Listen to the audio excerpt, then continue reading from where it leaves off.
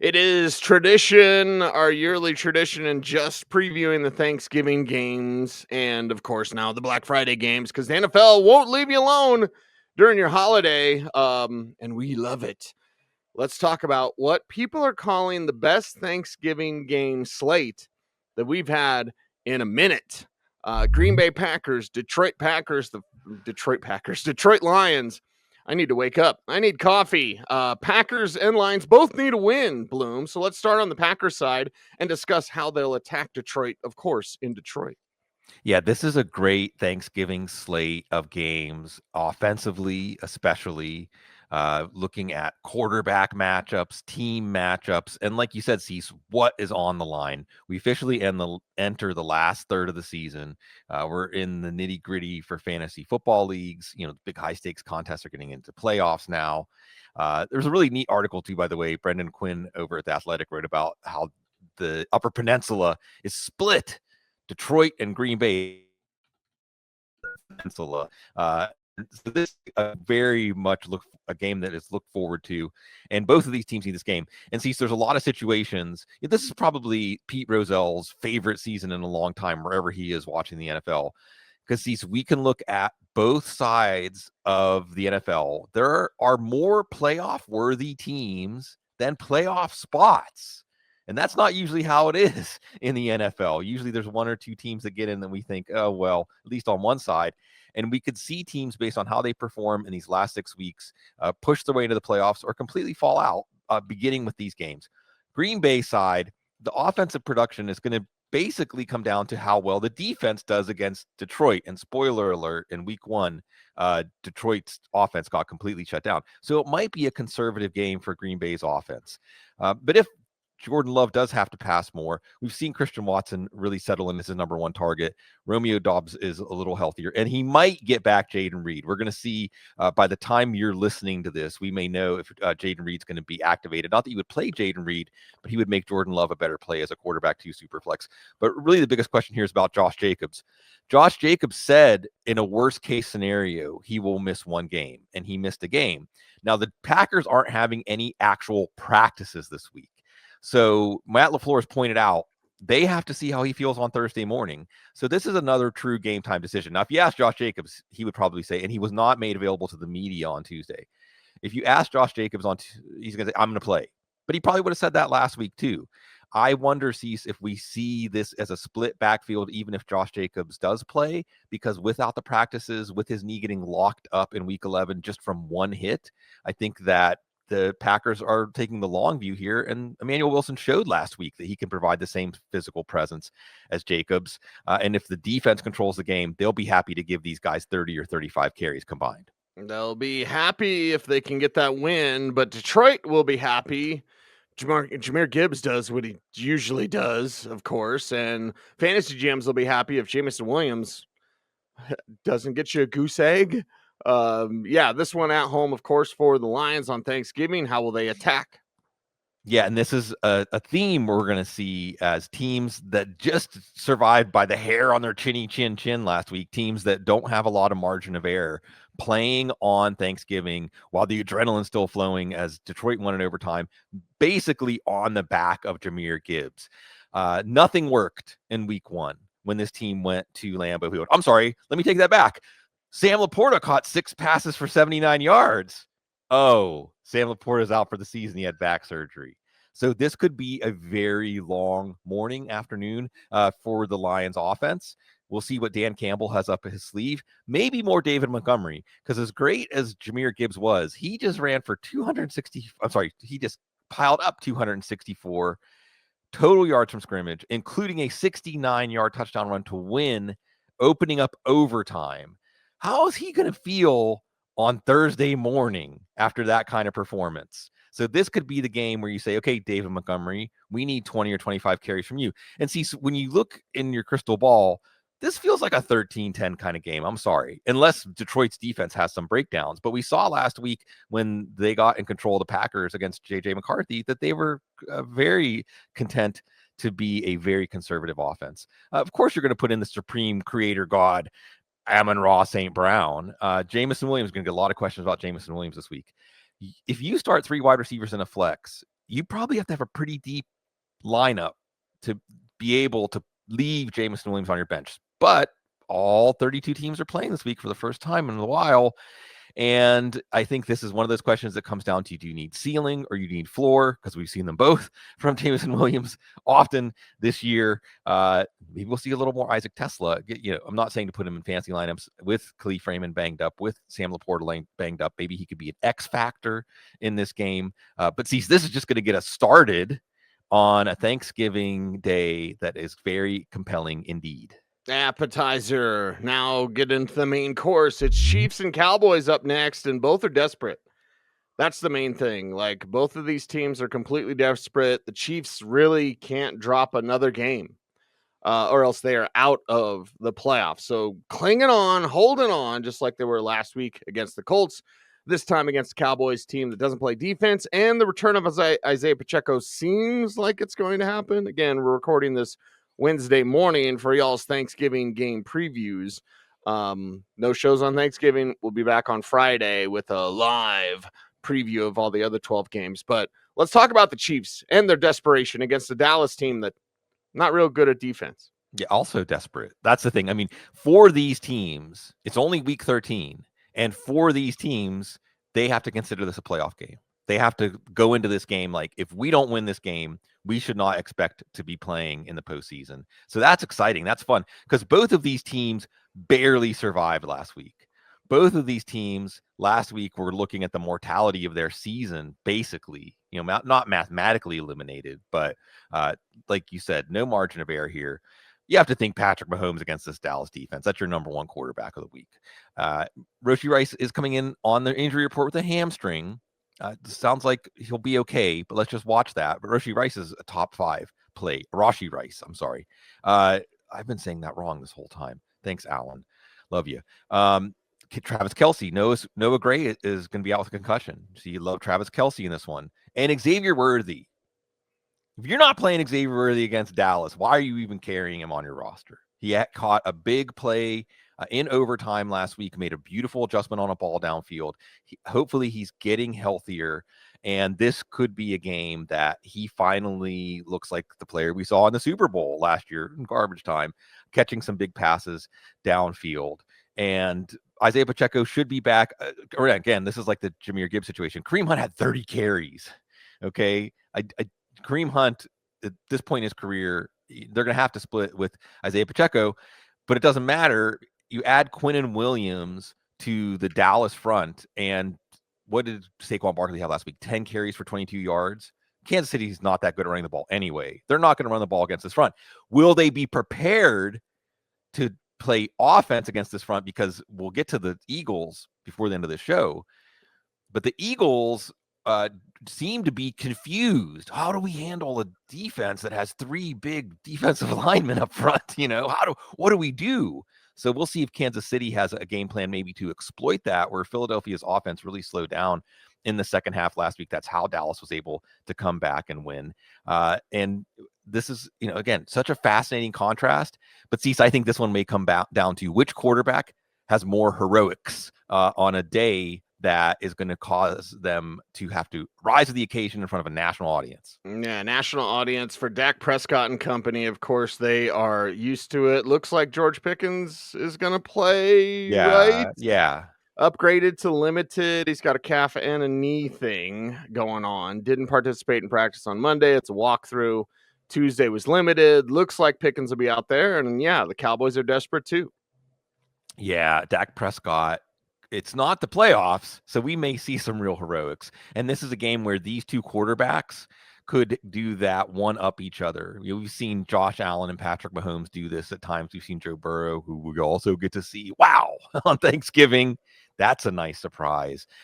Don't want to spoil that, because we still have to talk about Dak Prescott, who cracked the Vic Fangio D in the second half. Vic Fangio's defense over, say, the last month of the season was probably the best in the NFL. And then in the second half, they broke through. You also have Chris Jones, by the way, finding his game. He wrecked a lot of plays for Indianapolis last week. So we'll see if Chris Jones can wreck plays. I know Dallas's left tackle, Tyler Guyton, also suffered an injury last week. So, there's going to have to be some resourcefulness, including from Javonte Williams. And again, last week, Kansas City, they corralled Jonathan Taylor. Jonathan Taylor really a non-factor in that game. So you'll play Javonte Williams as a running back too this week, but know that this is a Dak Prescott game. It is a George Pickens game, and no wide receiver in the league is hotter than George Pickens right now. But like you said, Cece's coming in banged up. Maybe CeeDee Lamb, the dropsies. Have we talked about that in the history of the show? CeeDee Lamb has the dropsies. It started out in week 1 in both of the games against Philadelphia. So we'll see if he maybe makes the big plays. Of course, there's Jake Ferguson, who is a solid high floor play as a tight end. But again, this one comes down to the quarterbacks. And like you said, Cease, it's almost like a Houdini act where if they don't escape from this game with a win, they may see their season die. Even though Cincinnati's season is dead, this is a very much live game on Thursday night. Bengals Ravens to finish things off on Thanksgiving. And of course, we're going to talk Bears and Eagles too. And the Bengals, as you mentioned, the return of Joe Burrow. Actually using Chase Brown a little bit more.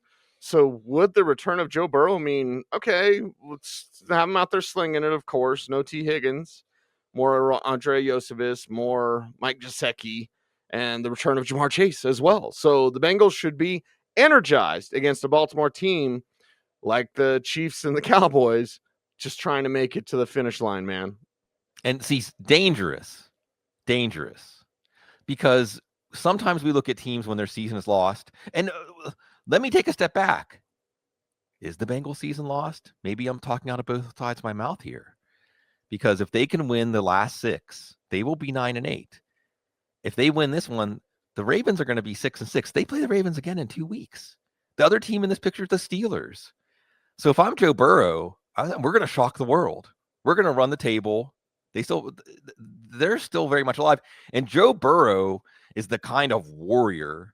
Joe Burrow said, if I can play, if I'm healthy, there ain't no way I'm missing a game.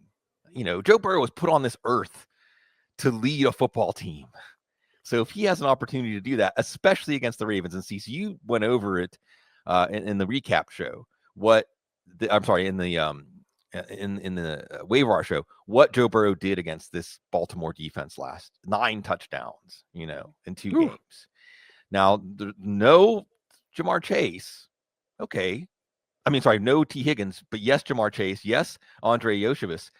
The guy here, though, is Mike Gesicki. Last year, when one of the wide receivers was out, Burrow really leaned on Gesicki. And we saw even last week, Joe Flacco leaned on Gesicki over Noah Fant upon Gesicki returning from injured reserve. So if you need a tight end play, or you're not loving the guy, the Kyle Pitts or something like that, like you're looking at your tight end options, you're not loving any of them, get Gesicki from the waiver wire this week and plug him in. And of course, play Chase Brown, who had the first 100-yard game against the Patriots all year by any running back. Now, Samaje Perine should be back, practicing in full, may take away some targets from Chase Brown, but Chase Brown's playing really well right now. This is a game. Even Mitch Tinsley, you love seeing these guys who come into the league as an undrafted free agent and only 2 or 3 years later even get an opportunity to show what they do and then do some things. Well, Tinsley, with Joe Burrow throwing the ball, a deep what the heck flex, but also a guy that's made some plays.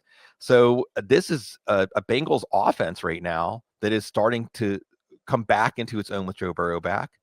And they're playing a Ravens team that supposedly has come back to life, but Lamar Jackson, right now, at least, does not look like he could keep up with Joe Burrow. Yeah, it's got a toe injury for Lamar Jackson. And if that's turf toe, and it probably is, that sucks for him and for the Ravens. Looks like Rashad Bateman has been practicing as well, limited on Tuesday. Again, recording Wednesday morning, looking to see, all right, Baltimore, Lamar being banged up, just not a good sign for him. No, he looks hurt. He's missing throws downfield. He's not able to break away from players in the open field. He's getting tackled easily. The Bengals defense is one of the worst defenses in the league, but we saw them get a pick 6 against Drake May, force some punts. Life was not just a cakewalk for Drake May last week. They also lost some offensive linemen. It's really hard to bench Lamar Jackson in fantasy leagues against Cincinnati. But for instance, if someone said I have to pick Burrow or Jackson, I'm playing Burrow. I'm probably playing like a Matthew Stafford over Lamar Jackson because he just doesn't look right. What do you do if you're the Ravens? Give the ball to Derrick Henry 25 or 30 times. That's what I think you do here. And you throw to Mark Andrews. The Bengals continue to be one of the best matchups for tight ends. Last week, it was Hunter Henry with his third career 100-yard game. So you ain't leaving Mark Andrews, who still looks like he's got legs. He doesn't look like a player on the decline. And Zay Flowers should be in your lineup as a high ceiling wide receiver 2, wide receiver 3. But Lamar Jackson has to connect on those throws. Like you said, Bateman's back, so that takes DeAndre Hopkins out of our what the heck flex considerations, even though Lamar Jackson was taking him out of those considerations by missing him last week. So, a lot of pressure on Lamar Jackson to show that he can elevate this offense. You're not playing the Jets this week. You're playing an offense that's going to put some points on the board. And we're going to see if Lamar Jackson can overcome whatever it is he's been struggling with the last few weeks. All right, that's the Thanksgiving games. We still have a Black Friday game to get to. I still have to learn how to speak English, but you can check out our Black Friday sale. Footballguys.com goes through December 1st. 20% off all Football Guys premium subscriptions, 20% off all merch items. Go get your Sorry Joe t-shirt. You get your full access to tools, rankings, projections, and analysis, of course, with footballguys.com. We've got League Sync, Start Sit, Waiver, and Trade Tools, all there for you. Footballguys.com, 2025/Audible Black Friday. That's footballguys.com/2025-Audible Black Friday. Check it out. Go there. You want to support the show. That's always the best way to do that. We don't do any silly super chats. And we just ask, hey, check out footballguys.com. We got a Black Friday deal for you. Again, runs through December 1st. That is footballguys.com/2025-Audible Black Friday. And we thank you very much for helping us out. Bears and Eagles. Bears are rolling, and is the Vic Fangio defense getting figured out? What did Ben Johnson pick up by what we've seen from the Eagles side of things, and how's Caleb Williams and company going to attack? Yeah, another game, Cease, where the Chicago Bears are a team that we could see win the division, have a home game. We might see them start to go into decline, not even make the playoffs. That we have all of these teams we can say this about. We're not expecting Philadelphia to decline like that, but certainly these games are so important. And Vic Fangio is going to get to go after Caleb Williams. However, you wonder, Cease, if Caleb has the kryptonite for Vic Fangio, or if Vic Fangio is going to anticipate this. Because the one thing you don't want to do with Caleb Williams, and we've seen quarterbacks like this, I think Lamar Jackson is another good example, where you want them in the pocket. You want to be engaging Caleb Williams as a pocket passer. You don't want to flush him from the pocket. You don't want him to be playing that out of structure football that is much more comfortable for him than in structure football. So how will Vic Fangio handle that? We see for fantasy already, we're going to lower expectations for the Bears. Even though Dak Prescott broke through against this defense, you're still lowering expectation for the Bears. You're spreading out this passing game among now Luther Burden in a larger role, DJ Moore coming off of 2 touchdowns. So it kind of feels like bad juju to put him on the bench after that. But Roma Dunze has had 5 duds in the last 7 games. Again, Luther Burden coming on. So this might be a week that you put a Dunze on the bench, even though that he has a high ceiling that he's demonstrated. Similar scenario as Jamison Williams when you're making a decision whether to play a Dunze. And then Colston Loveland, who just looks terrific. Colston Loveland looks like he's going to be a fantasy star. He looks like he's going to be a foundational player for this Bears offense. They hit a home run with this pick. Will it be a home run for fantasy? We'll see. He is the kind of player that he's so efficient. He looks so good.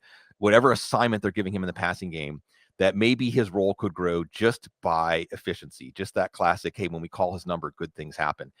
Oh, well, good things happen in the running game. If they do, it's probably Kyle Monangai. Now, we'll see if this sticks. Last week, Monangai got more snaps, more touches. He's the inside runner. He's the goal line runner. So he's the better play over DeAndre Swift. But Swift, of course, has a big play upside in the passing game as an outside runner. Bottled up last week and not used very much. So he's more of a what the heck flex.